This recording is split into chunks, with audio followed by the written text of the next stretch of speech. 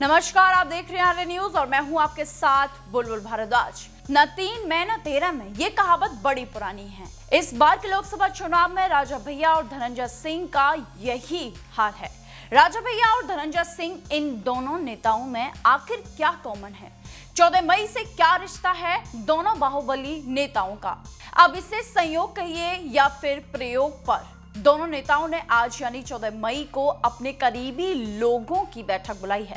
धनंजय सिंह ने जौनपुर में अपने घर पर मीटिंग बुलाई। राजा भैया ने प्रतापगढ़ में अपने बेंती पैलेस पर जनसत्ता दल के नेताओं की बैठक बुलाई। आपको बता दें कि दोनों नेता इसी महीने केंद्रीय गृह मंत्री अमित शाह से मिल चुके हैं। इसके आगे की रणनीति तय करने के लिए ये बैठक हुई है।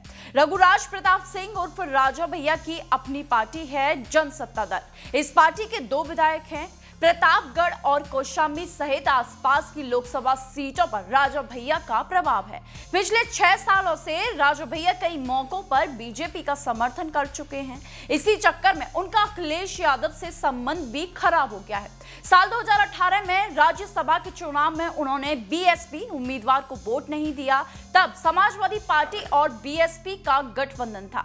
कहते हैं कि ताली दोनों हाथों से बजती है, लेकिन राजा भैया और बीजेपी के मामले में ऐसा नहीं है। अब तक तो राजा भैया बिना शर्त के साथ निभारे थे, लेकिन अब राजा भैया इस बार कौशाम्बी लोकसभा सीट से अपने सहयोगी शैलेंद्र कुमार को चुनाव लड़ाना चाहते थे, लेकिन बीजेपी से बात नहीं बन पाई। बीजेपी ने अपने वर्तमान सांसद विनोद सोनकर को ही टिकट दिया है, लेकिन इसके बाद बेंगलुरु में राजा भैया और अमित शाह की मुलाकात हुई और दिल खोलकर बात की गई।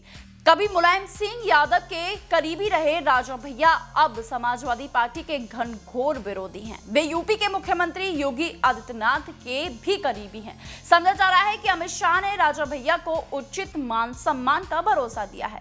अगर इतने पर ही राजा भैया मान गए तो फिर आज की बैठक में वे बीजेपी को समर्थन देने का फैसला कर सकते हैं। तो वहीं दूसरी तरफ जौनपुर के पूर्व सांसद धनंजय सिंह जमानत पर बाहर है। उन्हें एमपी एमएलए कोर्ट से 7 साल की सजा हुई है। उनकी पत्नी श्रीकला सिंह जौनपुर से बीएसपी की उम्मीदवार थी। उन्होंने नामांकन भी कर दिया था, पर बाद में उन्होंने अपनी उम्मीदवारी वापस ले ली। सूत्रों का कहना है कि 3 दिनों पहले दिल्ली में धनंजय सिंह और उनकी पत्नी की केंद्रीय मंत्री अमित शाह से मुलाकात हो चुकी है। इस मुलाकात में क्या बात हुई, अब तक तस्वीर साफ नहीं हो पाई है। बीजेपी ने जौनपुर से कृपाशंकर सिंह को उम्मीदवार बनाया है। सूत्र बताते हैं कि अगर धनंजय सिंह की पत्नी बीएसपी से चुनावी मैदान में रहती है तो बीजेपी की राह मुश्किल हो सकती थी। पिछले लोकसभा चुनाव में बीजेपी जौनपुर की सीट हार चुकी है, इसलिए पार्टी इस बार कोई रिस्क लेने के मूड में नहीं है। धनंजय सिंह ने आगे की रणनीति तय करने के लिए आज अपने करीबी लोगों के साथ बैठक की। अब दोनों नेताओं ने इस बैठक में क्या फैसला लिया, ये तो आने वाला वक्त ही बताएगा, लेकिन माना जा रहा है कि जल्द ही वो बीजेपी को समर्थन देने की घोषणा कर सकते हैं। ऐसी ही तमाम जानकारी के लिए बने रहिए सिर्फ और सिर्फ आर्य न्यूज के साथ। नमस्कार।